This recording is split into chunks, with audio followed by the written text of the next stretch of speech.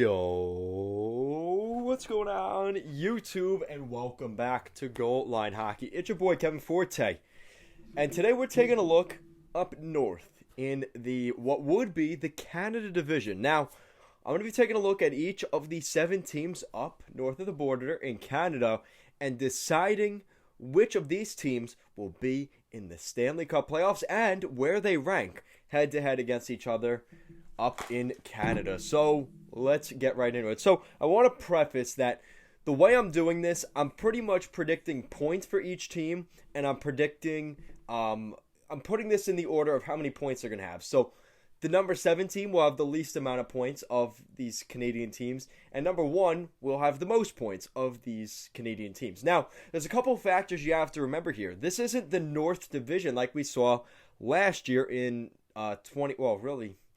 this year in 2021, we are going to see them back in their normal division. So Winnipeg will be back in the Central Division. Toronto will be in the North Division. Edmonton and Vancouver and Calgary will be back in the Pacific Division. And that does factor into how well I think these teams will do this year. So with that said, we're going to start off with number 7. And this may shock some people, but I have the Calgary Flames. I think, again, I don't want to be a doom and gloom up in Calgary, but I think Calgary is in store for a rough season. And the reason I say that is some of the moves they made this summer, it's not that I don't like the moves they made. I just don't know if they were the right fit in Calgary. Now, why do I say that? Well, you look at the Calgary Flames, you've got, who did they really add, right? They add Blake Coleman. That was their big add. And I think Blake Coleman's a great player. But the way he played in that bottom 6 in Tampa Bay, can you expect him to have that same chemistry, especially right off the bat, in Calgary? I do think you're asking a little bit much there. Now, we did have some success in New Jersey in a top 6 role. So we have seen Blake Coleman be a productive top 6 forward in the NHL. But again, the Devils at that time were not a playoff team. They were in the middle of a rebuild. Calgary shouldn't be in a rebuild. They want to get back in the Stanley Cup playoffs. With him in the top 6, do they have enough depth there? That is a question I have. And also, we're going to have to see Rasmus Andersson continue to play the way he has. I'm not that concerned about him, but he has to stay in the lineup, especially on that blue line, which has definitely taken a beating. And now you've lost really a cornerstone piece of the culture in Calgary, in Mark Giordano, the leader, the captain of the Calgary Flames, who is going to be able to step up and take that role this year. And I could see that being Rasmus Andersson or Blake Coleman, if I'm going to be honest. But there is going to be some questions about the Flames going into this year. I think that Pacific Division is going to be a little bit more difficult than people are giving it credit for. So I am very weary of the situation in Calgary. I think it could be a rough year, especially with all the injuries that we've seen with Jacob Markstrom in between the pipes and how reliable of a backup is there. So I do have some concerns there. In terms of points they'll get this season, I'm going to say they're going to get around 70 to 75 points. I'm going to go with 76 points this season, which is very low. That's very, very low, as you guys know. In an 82-game schedule, 76 points is low.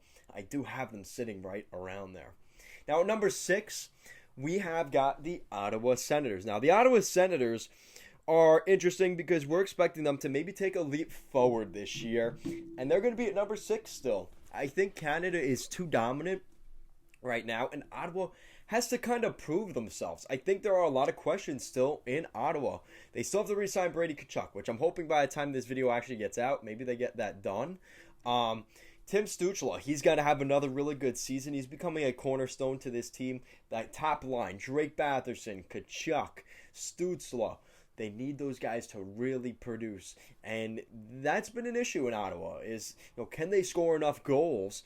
And they need to rely on those guys. And probably the biggest question for the Ottawa Senators, it's not on defense. I think they have a lot of really good up-and-coming prospects, which, again, may show that they need a little bit of seasoning in the NHL, which might come with a couple growing pains and some losing streaks. But Matt Murray in between the pipes is very interesting to me because he's really struggled in his time in Ottawa. Really hasn't had any lick of success. So you're hoping that maybe this year he could turn it around. But until he proves it, otherwise, I'm going to keep going with the fact that he is not a great fit in Ottawa.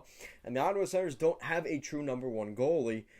And that's why they're at 6. And I hate to say it, they're not going to be too far from Calgary. I have them getting between, 75 to 80 points this season. I'm going to give them 81 points this year, which is, again, very low. Top 15, top 10 in terms of the bottom of the NHL. I think that's where Ottawa will be this year. Now, number 5, some people will probably be like, wow, you have them this low? Last year, I had them winning the North Division. You guys can go back to that video, laugh at it. But I had Vancouver winning the North Division last year. And boy, was I wrong. And I'm not going to fall for that again. I'm not falling for the Vancouver Canucks hype this year. They're going to be number 5 in this quote-unquote North Division, which would be. They're the 5th best team in Canada because they just don't have... I don't even know what to say, because you look at the roster, it seems like they should be able to win.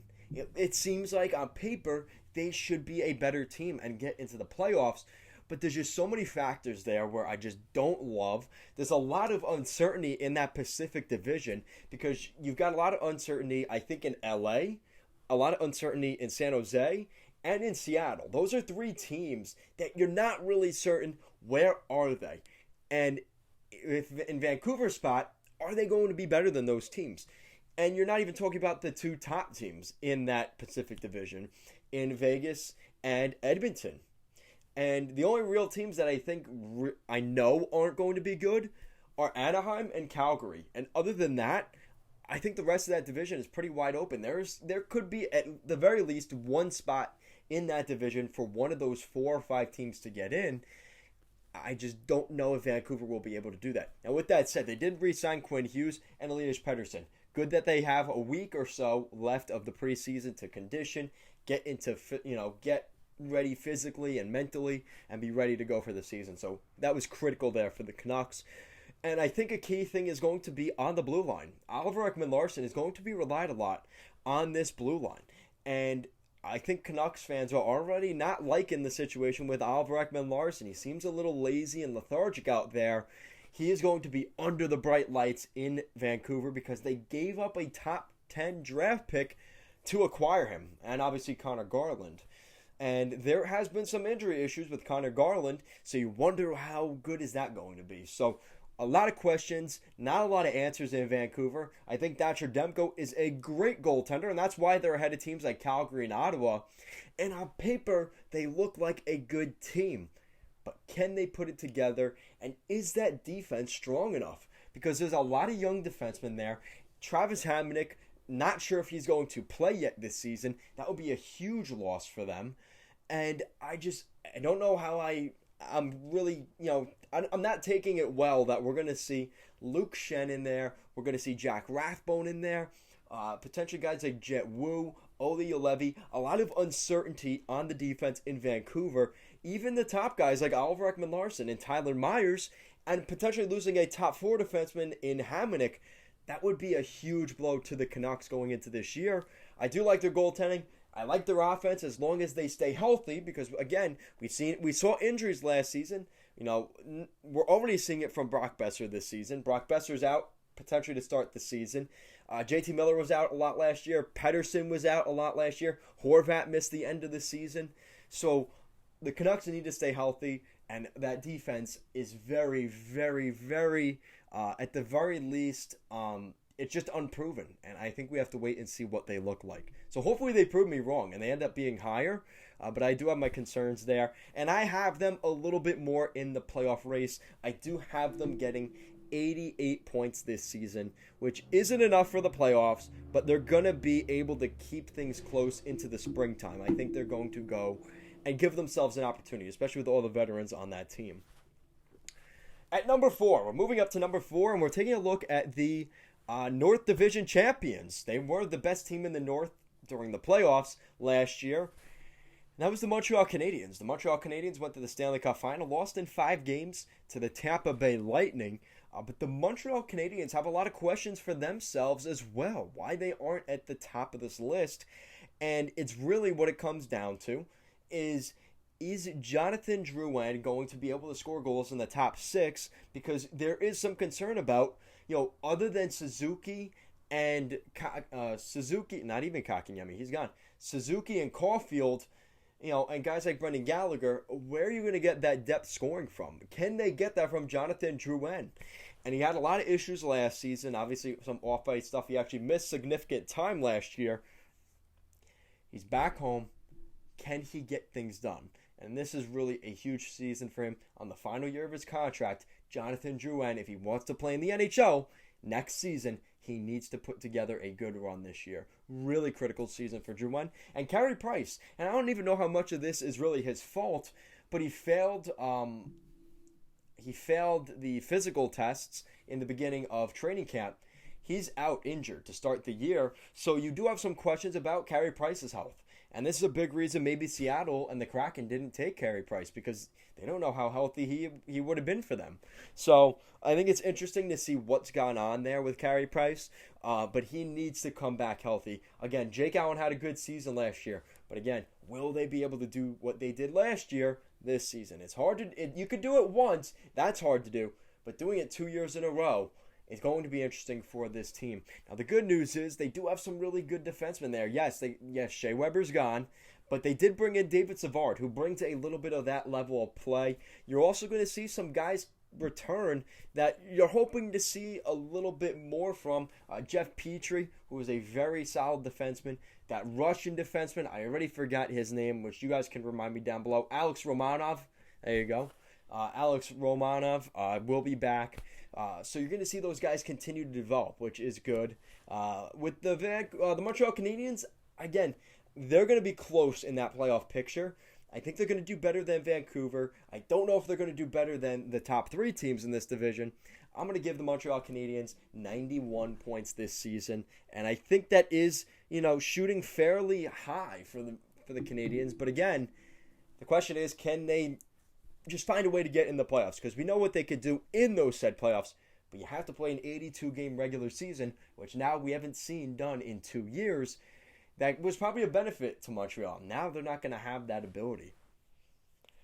All right, so speaking of questions, at number 2, or number 3 for that matter, we have the team in Toronto, the Toronto Maple Leafs. Now, the reason I have the Maple Leafs at number 3, it really comes down to there is some uncertainty with the Toronto Maple Leafs. Not because I don't think they're a good team, but out of these top 3 teams that we're going to see here in the Pacific and Central divisions, which you probably already have an idea of who they are, again, you just do the little bit of math there, Toronto's playing in a tough Atlantic division that features Tampa, the Florida Panthers, the Boston Bruins, the Montreal Canadiens, which looks like they're going to beat them out. You still have teams like Ottawa and Detroit at the bottom. I'm not really worried about them. There's so many other teams they have to worry about, though. So they may win more than they lose most of those games. But again, I think it's going to affect how many points they have at the end of the season. Again, I know that doesn't matter to Leaf fans because it's what you do in the playoffs. But there's going to be a lot of desperation in Toronto. And the pressure is up.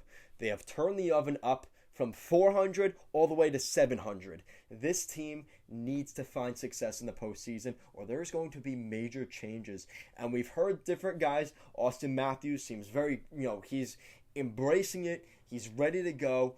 Mitch Marner's taking a different approach, and I think that's going to be interesting to see how he plays out this year. But Austin Matthews, expect just a torrid season for Matthews. Just a great player, a huge piece of that team. And again, now we might see, we're already seeing stuff here with John Tavares potentially being injured. So there is some concerns there for the Maple Leafs. They need to stay healthy, man. They need to stay healthy. And again, with all the outside buzz right outside the arena, they need to find a way to get wins this season and take away all those distractions. Morgan Riley on the final year of his contract, he's going to be looking to have a great year this year, so expect that from him. Rasmus Sandin as well. He's another young defenseman, so expect some of those blue liners to step up this year. But I'm also taking a look in between the pipes. I think Peter Mrazek is due for a really good season, and I think he could do that here in in Toronto. Last season, he didn't play a whole lot. He was part of a 3-goalie carousel between Mrazek, Nedeljkovic, and James Reimer. Thank you. Those were the 3 goalies they had last year. And he was injured for a lot of the season. Again, a shortened 52-game schedule to begin with. So it's important for him that he's had a lot of time off to recover, recoup, and he should be ready to go for opening night in Toronto. So now we get up to the top 2. And these are the most certain teams I have, but I still have some concerns about them. So at number 2, we have the Edmonton Oilers. Now, they're going to be playing in the Pacific Division. I think they have themselves a playoff spot locked up. But there is some questions about where Edmonton is, because it really comes down to their defense and their goaltending. I think those are their biggest problems right now. We've seen depth scoring be an issue. They may have just addressed that with guys like Zach Hyman, Kailer Yamamoto, Jesse Puljujarvi, around McDavid and Draisaitl to maybe add some offense. But I do still have some concerns about the blue line. You know, what's going on with Oscar Klefbom? Looks like he's going to miss another season. Darnell Nurse just got his big paycheck. Is he going to maybe take a step back? Doesn't seem like the player that would, but still, when you get that big amount of money on a long-term deal, he's going to be in Edmonton probably the next 9 years, unless there's a buyout of some sort. So how much motivation does he have? And then the young guys. Are we going to see more of guys like Evan Bouchard? Are we going to see Philip Broberg? Dmitry, what's that kid's name? Dmitry Samorukov. Are we going to see those guys step up and be able to play in the NHL? Those are key spots on the blue line for this team. And Duncan Keith. Don't forget about Duncan Keith. I mean, this is a guy that came in. They're expecting him to be a leader on that blue line, kind of taking away the minutes from Oscar Klefbom that he let go. And they have Tyson Barrie back. I think the Oilers have a lot of potential here. I think Tyson Barrie's looking for a bounce-back season. Duncan Keith. But again, a lot of questions even on the blue line. And again, we know in between the pipes, unfortunately, now they're without Alex Stalock. So it is Mikko Koskinen and Mike Smith as your goalie tandem. So again, definitely going to be interesting to see how that works out. With the Oilers, I forgot to mention how many points the Leafs had. I'll put that in here for you guys, which you've probably already seen. But I have the Leafs getting 98 points this season. They'll be in the playoffs. The Oilers, I think they're going to hit that big mark of the 100-point season. I think they're going to hit 101 this year. And for the Winnipeg Jets at number 1, I think they are the team to beat in the Central Division, if I'm going to be honest. I think they're going to win that Central Division. And that's even with the Chicago Blackhawks improving, the Dallas Stars returning. I don't think St. Louis is that great. I don't think Nashville is that great. I think there's an opportunity for them, other than the Colorado Avalanche, who I think can also win that division very easily. I think it's going to be between Winnipeg and Colorado. And I think the Winnipeg Jets, you got a full season of Pierre-Luc Dubois, who was motivated as heck, trying to forget about everything that's happened over the last year and a half between Columbus and Winnipeg. This season is his fresh start. He scored in the opening night of the preseason for the Jets in that first period. He looks ready to go. I'm really excited to see what Dubois does this year. Changed his number. He's just looking for a fresh start up there in the peg. And you also have Connor Hellebuyck, who we know how good of a goalie he is in general. I'd bet money on him being a Vezina finalist at the very least. May even win the damn trophy as the best goalie in the league in 2022. So keep an eye on the Winnipeg Jets. Their goaltending solid. They've got really good defense now. You look at some of the big additions they brought in. They brought in Nate Schmidt from Vancouver, Brendan Dillon from the Washington Capitals. They've made some interesting moves that I think have made them better. And not even talk about some of the guys they already have internally that have gotten better. I think a guy like Neil Pionk is an absolute monster. A big fire hydrant, a really good player. They're going to rely on him a lot more this season as well. So I think the Jets' defensive questions may have been answered. And again, that is still a maybe, but I like what I've seen from these teams.